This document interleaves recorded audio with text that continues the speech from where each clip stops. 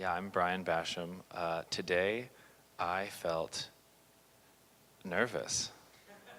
And right now, I'm feeling nervous. And I think there were a couple other questions, but I didn't hear them because I was nervous. Oh, when I heard Emotion AI, Jared said, "Hey, I'm starting a meetup. It's Emotion AI. You're the first speaker." And I felt nervous. I really only have one emotion, so. AI, what's possible? Lessons from medicine and directions for emotion. So the talk overview, I'm gonna go over who I am. Gonna go over really high level, what is AI, ML, DL, and any other two-letter acronyms that you've been curious about that you've seen in the news cycle. We're gonna go over some lessons from radiology about what's easy and what's hard and what's possible and what's not possible when we're making algorithms that do AI, whatever that means. And then we're gonna apply some of those lessons to emotion. Gonna have some activities, gonna have some educational moments, lots of fun. So who am I? This doesn't have my name on it. I guess that's not important. Who I am is defined by where I work. I spent a couple of years at a company called Enlitic. The mission of Enlitic was to use deep learning to make doctors faster and more accurate. Predominantly worked in radiology. There I did some engineering, some machine learning, some data science, some product management, all sorts of fun different things. Worked a lot in creating the algorithms and also in creating a lot of the ground truth labels that we used. And we'll go into more of what that means later. Then I spent a year and a half at Google AI. That's what we were told we should brand as now. In engineering and product management, I joined the team doing prediction of diabetic retinopathy from fundus photos to help prevent blindness, which is really cool. And then also worked more generally creating ground truth labels with the assistance of physicians. Yesterday was my last day at Google. So today, I needed to put these slides together, so I thought I'd leave my job so I'd have time on a Tuesday to be able to do this and be here. But I'm interested in emotion. Actually, I'm really interested in executive coaching and management training and communication and potentially how machine learning might be able to be applied to some of those fields. So that's what I'm going to be exploring for a little while. So that's who I am. What is AI, ML, deep learning? Well, we can start with AI. That's easy. AI is whatever hasn't been done before. That's a quote that's actually not originated by Douglas Hofstadter, but is popularized by him. Back in the 90s, we had Deep Blue beat Garry Kasparov at chess. And before that, that was the hard thing. That would be real AI. And as soon as that happened, and for the past 20 years, well, actually, it's just a bunch of rules, and we put it together, we understand how that works. And that's not real AI. So when you say, some people say AI might mean something more specific, but it's a little bit of a nebulous term. So it's a little bit skeptical to say it's just whatever hasn't been done before, but it means a lot of different things to different people. So for this talk, we're going to talk about machine learning and deep learning. So what is machine learning? Here's the quote from Wikipedia, and here are the really important parts. First of all, it's a subset of artificial intelligence. There's a lot of things we could think of as artificial intelligence. Machine learning is just one bit of that. Uses statistical techniques. Straightforward, gives the abilities, computers the ability to learn, which means improve performance on a task. So there has to be some way to measure how well is the computer doing at that task. I have a specified task, I'm getting better at it. How am I getting better? Well, one thing I am doing is I'm using data. What I'm not doing is being explicitly programmed. So that's machine learning, and we can get a little more into that. So what do we mean by explicitly programmed? Well, imagine an alien came to Earth. That would be really weird. But just let's get over that for a second. How would you teach it to tell apart a cat and a dog? And what instructions might you give it? I'm asking you guys. This is where you raise your hand.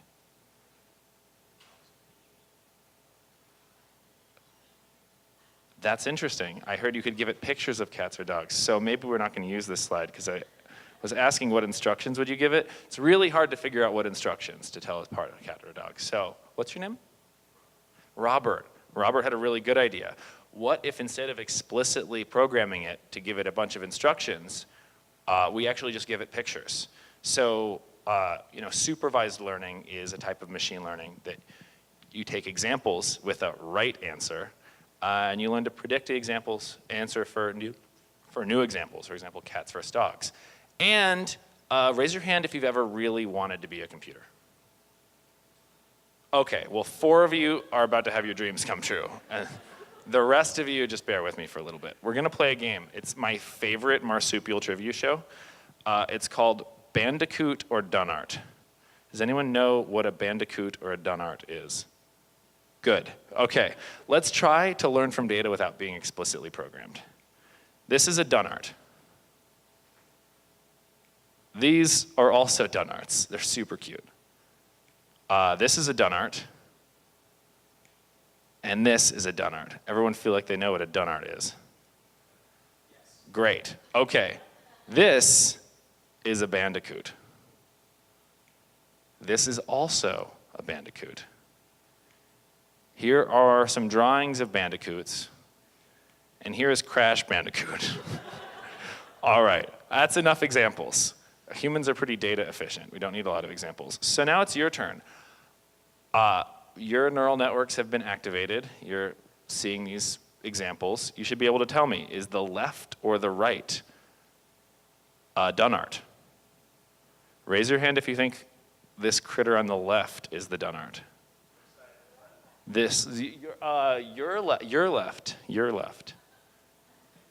Raise your hand if you think the one on the right is a Dunart. Wow. That's incredible. You're all right. How about this one? Raise your hand if you think the critter on the left is a Dunart. There's more confusion this time. How about the right? Is the critter on the right a Dunart? Okay, well, we have a slightly less accuracy. I see Captain Rainbow bravely raising his hand with a silly grin on his face. Actually, the one on the left is a Dunart. So we just did supervised learning. How do we do that? Well, we used a statistical technique called our brains. We took some labeled data, which are some slides with some silly words on them, and we learned to predict what's on new slides without being explicitly programmed. I actually don't really know what the definitional difference of a Dunart or a bandicoot are, but one looks cuter and has like dottier eyes, I guess. I'm not really sure. But we figured it out. We did some supervised learning. So machine learning is just that. But instead of you guys, I show those pictures to a computer. That's pretty much it. Deep learning. So deep learning, I think, is a very confusing term, and people really get hung up on deep. Jan LeCun, one of the fathers of deep learning, whose name I think I might have misspelled, wants to rebrand deep learning as differentiable programming. So what does a deep learning model have? We have parameterized models. You can represent them just as a vector of real numbers. There's some input, there's some output, and the output has to be continuous and differentiable with respect to the parameters. That's some calculus speak, but we can kind of show what that means a little bit. And then that's just the model part of it. And then we need an algorithm that's going to be able to train the model to do a good job. Because we could have all these and we can just have random inputs and outputs and it could be no good. We need some way to give it the examples and have it tell something sensical out of it. So we use fancy math to optimize it. That's called training. Model just looks like this. You have some sort of input. The model is defined by a bunch of numbers. You have an output. One example of this could just be a linear combination. For those of you with a little bit of a math background, we could have an input like x and y. We might have 3 parameters like a coefficient of x, y, and an offset and have some sort of output. That'd be a really simple deep learning model, which wouldn't be very deep. Another example is Inception v4. This is a model that Google uses for image classification. So we have an input image.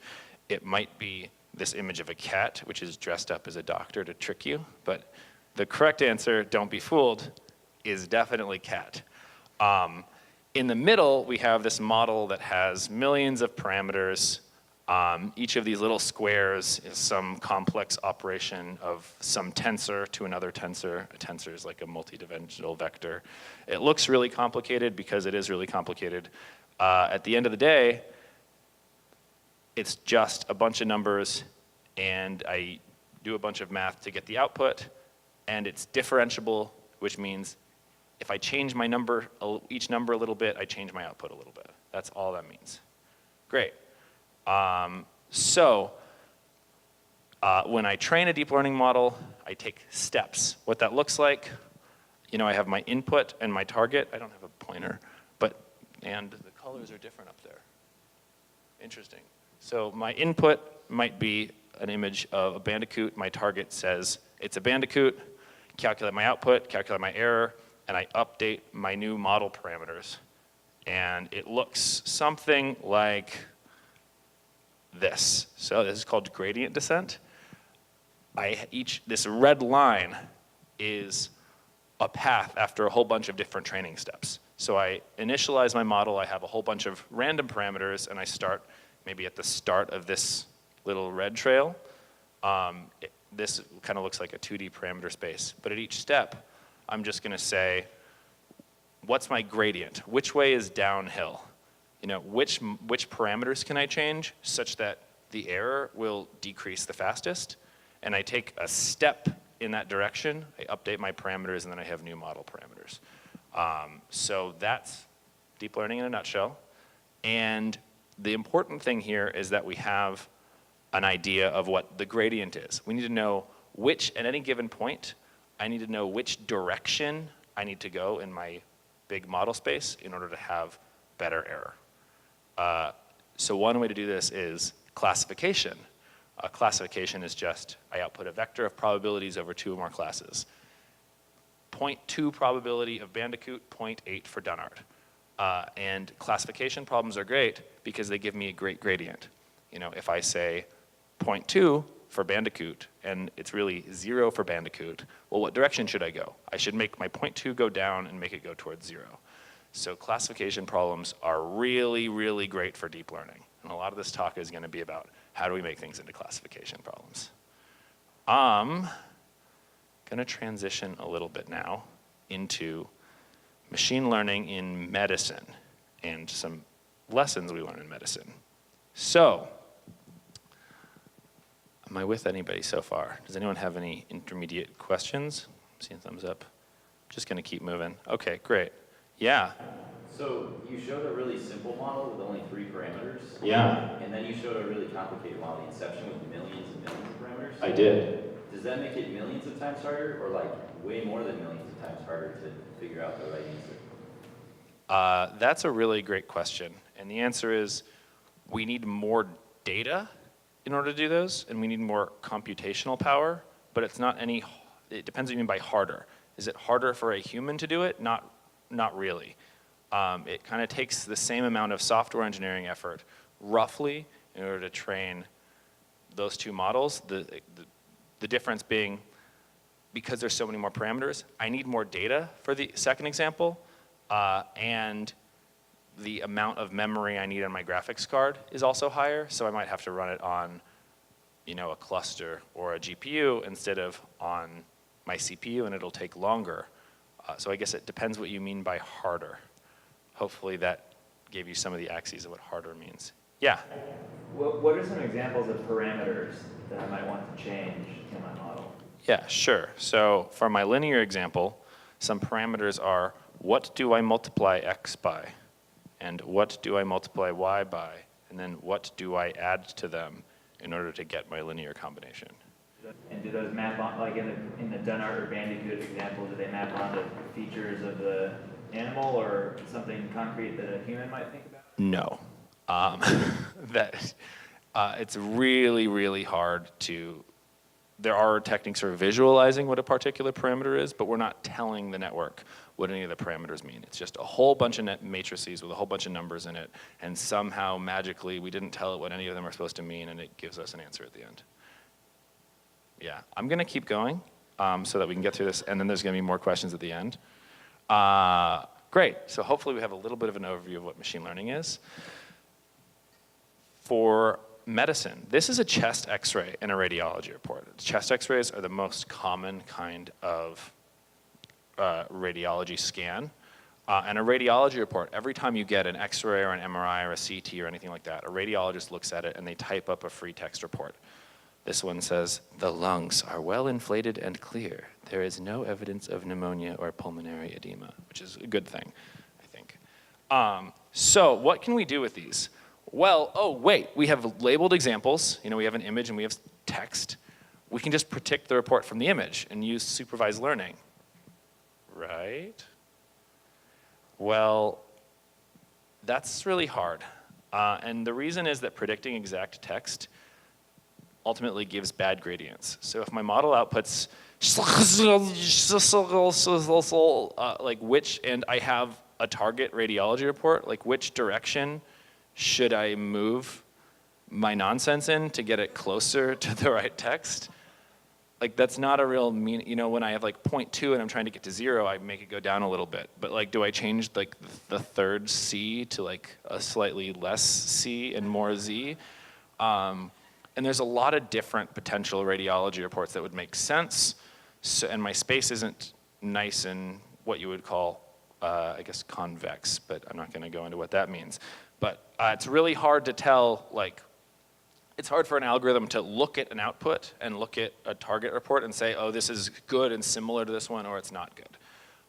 So if you did that, you'd not really get a great result.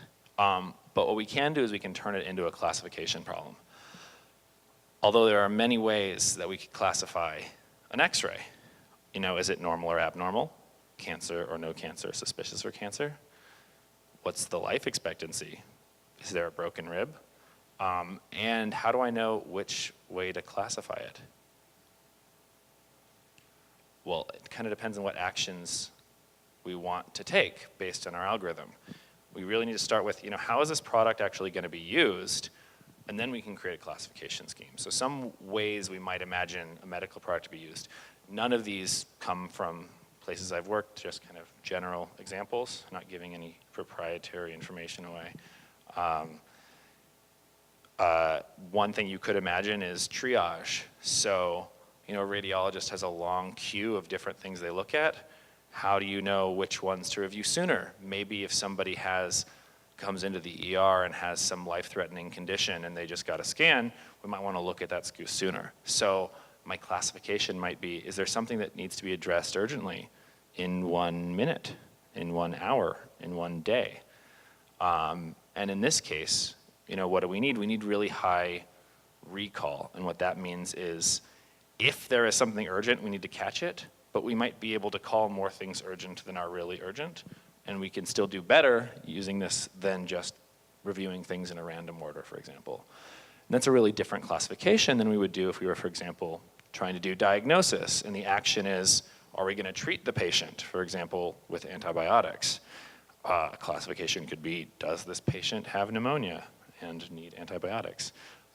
And in this case, we have to be more accurate because we don't want to be overprescribing a whole bunch of stuff. Or we could imagine a use case of screening. Maybe we don't have enough radiologists and we want to screen a whole bunch of people. Some countries do this. Anyway, if we want to screen a huge population, maybe we only have the radiologist review the positive examples. Classification could be, is there something suspicious? Is there a possible lung nodule? People over a certain age get screened, or that are smokers get screened for lung cancer. Or maybe is there tuberculosis here if we're in a population that has a lot of tuberculosis and that we're trying to screen that out and treat it. And all of these are going to be very different questions we're trying to answer. We need to make different kinds of classifications to tackle them. So if we want to make a model is what a deep learning model is kind of what you call the final thing you get that classifies something. We choose our use case and actions. We create a classification scheme. We collect labels, meaning we just ask a whole bunch of doctors. We give them the image and say, is this cancer? No. Is this normal? Yes, no, things like that. Then we use all those and we train a model. So that sounds easy. So what's so hard about this? Why don't we have AI for everything? And so here's Lily Peng. I worked with her until yesterday. She's fantastic, and she's not going to have sound. So I was hoping she was going to have what? I was hoping she was going to have sound. Oh, she does have sound. Even when available, doctors are surprisingly variable. So here in this graph, each color represents a different class of the category of disease, and each row is a patient image, that fundus image. And each column represents an ophthalmologist. So here is her giving a presentation at the TensorFlow Summit and talking about what some of the main challenges the team faced were. And the challenge is doctors don't agree with each other. And when we look at emotion, if you ask a bunch of people to look at somebody and say, what emotion is that person feeling?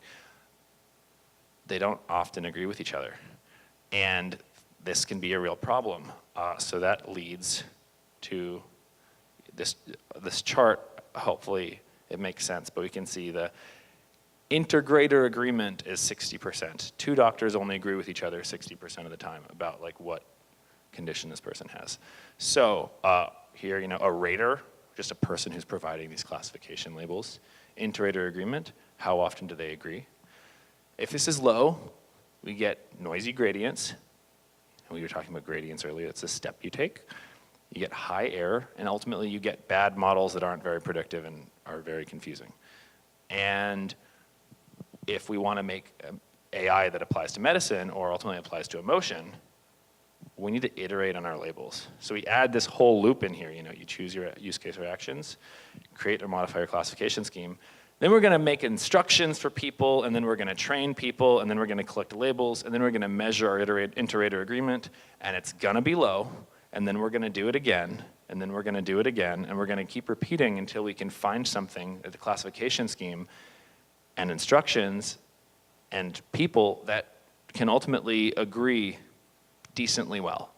And once we can do that, then we can go ahead and train a model. So I want to use that as a lens to talk about what's possible in emotion. And just, a random example, I know that Jared is really interested in AI therapy. So let's imagine, we have recorded therapy sessions. What might we be able to do with those things? What applications could be built? Remember, here are kind of the steps we have to a model. And some questions we might imagine asking is, what's my use case? What action am I taking?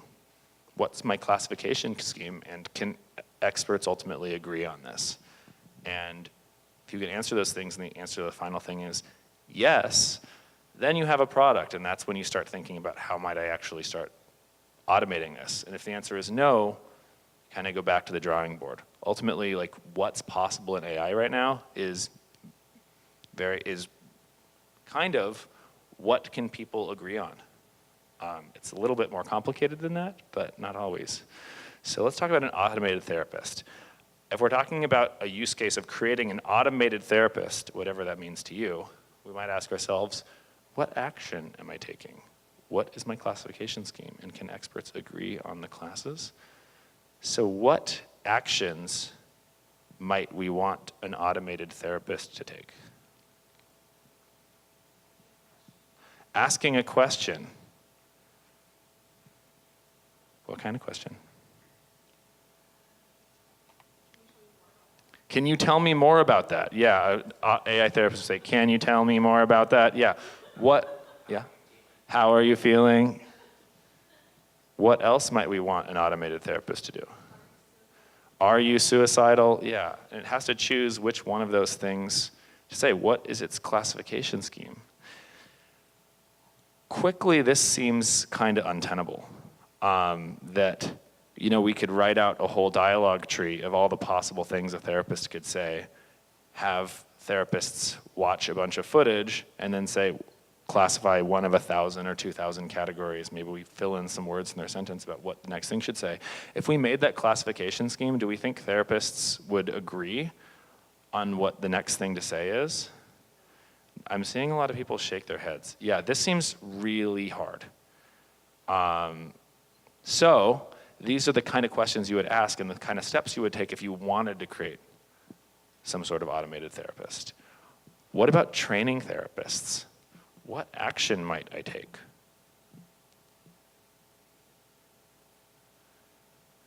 Is anyone here a therapist?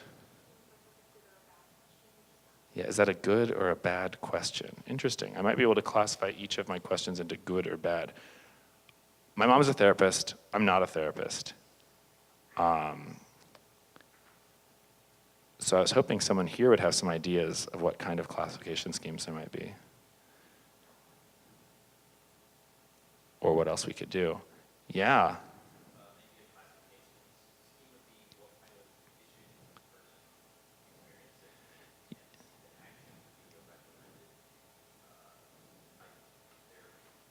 Yeah, absolutely. That would be really interesting.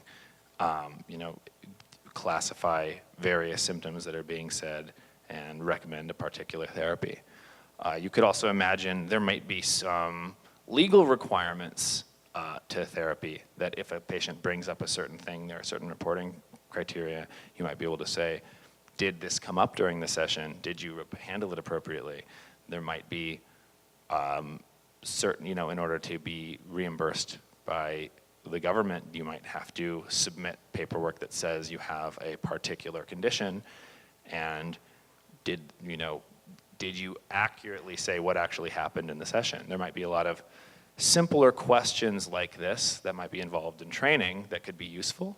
And then the action in each of those cases might be a little bit different. Classification scheme might be different. People might agree on them to different extents. If you can find something that people would want and that people can agree on, and you can make a classification scheme for, then you start having a product. Yeah, question back here.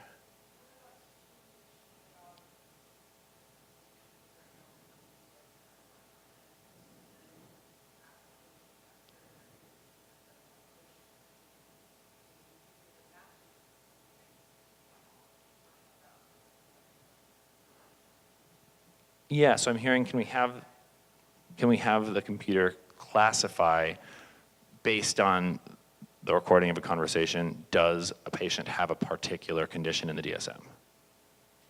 Is that what I heard? What action would you take based on whether they had that condition or not?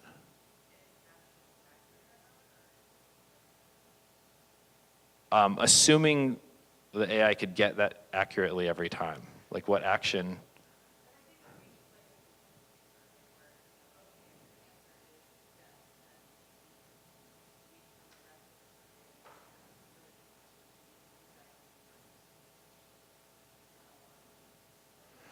Got it. Okay, so we're talking about an intake survey that tries to that is adaptive. So instead of asking hundreds of questions, it only asks the questions that you need, kind of based on the earlier parts of the survey.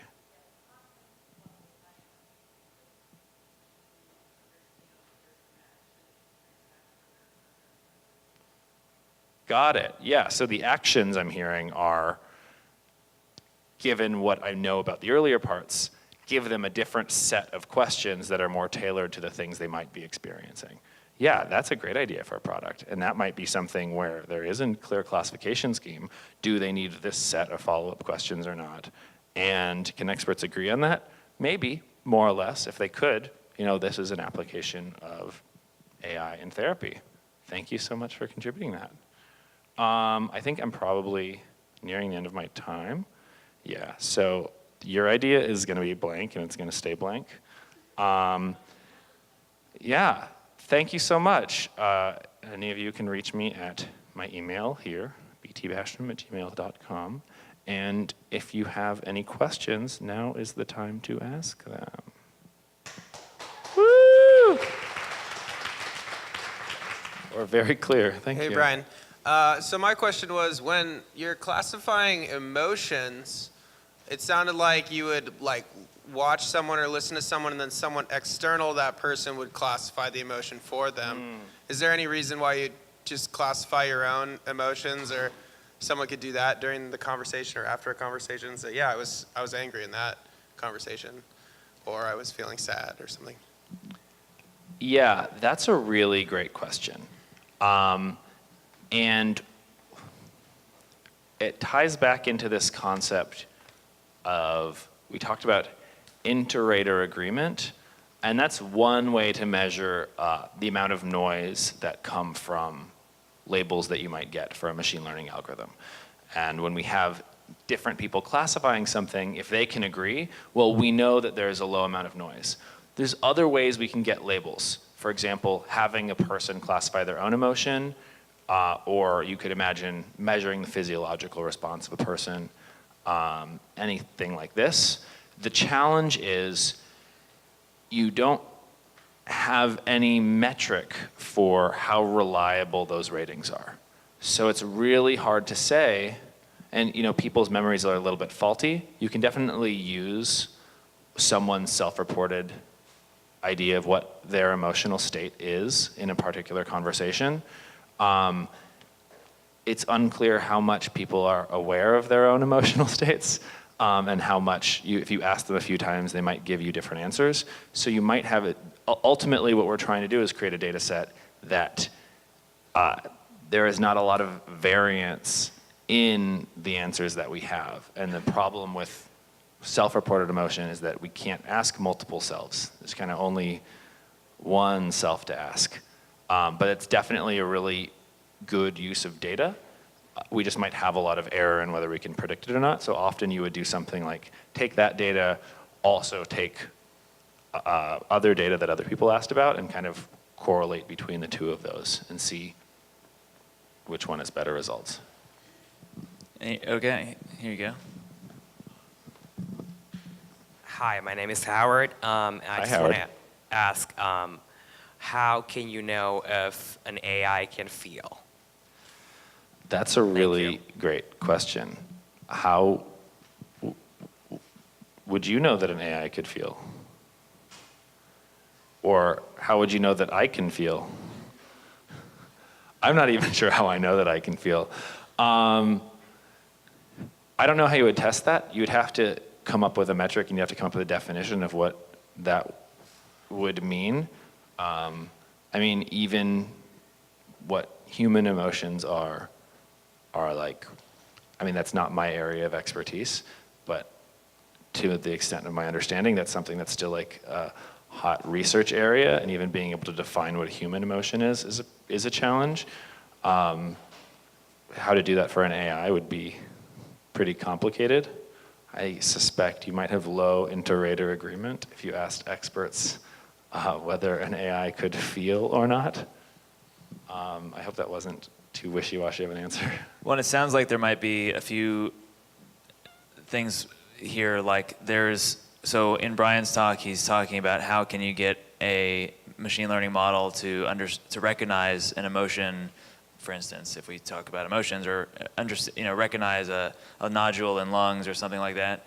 And then it sounds like, Howard, what your question is addressing is, okay, well, imagine now you have a system that itself has its own emotions and feelings, and how could we detect whether that thing has feelings or not, right? So there's like multiple layers to getting to that point. So there's a few things in there that are pretty interesting. Any other questions? We're gonna do another Q&A at the very end, so I'll take 2 more questions, and then we'll do next. Hi, I was just wondering from your purview, what is the most exciting thing you've seen for emotional AI, or what are you most excited about in this area?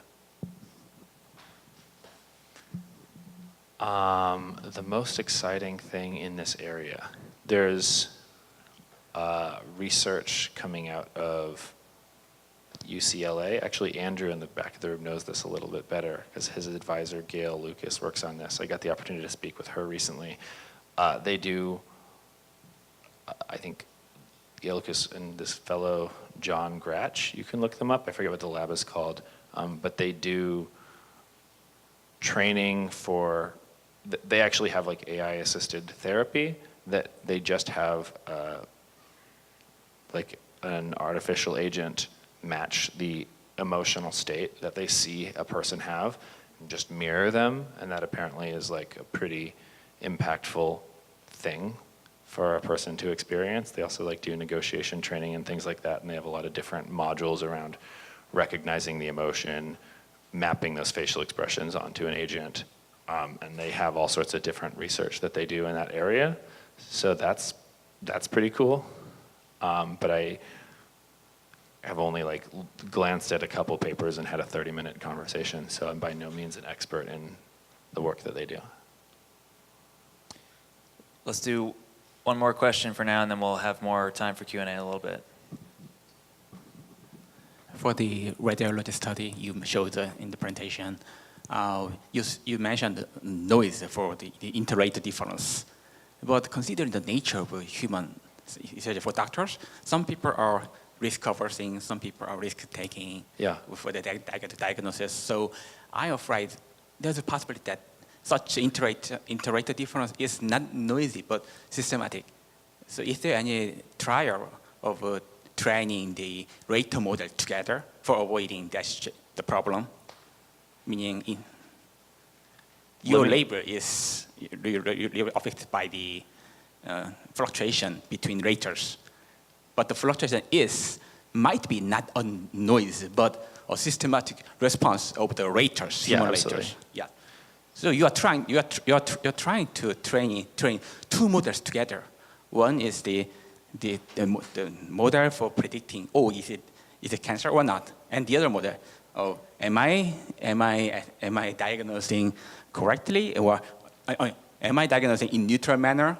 Am I biasing to some risk-averse? Yeah, so let me see if I got your question right. When we're looking at inter-rater agreement between doctors, there might be some aspect of random noise that they might just not quite know and guess, and there might be some systematic differences. So two doctors, one just might be more risk-averse or have training at a different university, and they might always give the same answer, which is different than this other doctor, which definitely happens. There's a lot of that going on. And I think the question is, can you have models that can utilize that information in some way? Actually, the team I was on, even before I joined, published a paper about exactly this topic, about how we can take, you saw that chart with all the different doctors in diabetic retinopathy. There's a lot of research about both how to get physicians to agree. There's a particular paper around how can we make a model that can actually predict what each doctor would say and then combine those after the fact, which had some interesting results. So yeah, you can absolutely do that. It makes a big difference. Another thing you can do is try to give clear instructions or more training and give doctors feedback, which can be very challenging. Is it a practical goal? It's hard to imagine a doctor, a kind of Six Sigma quality doctor giving very consistent diagnosis. Yeah.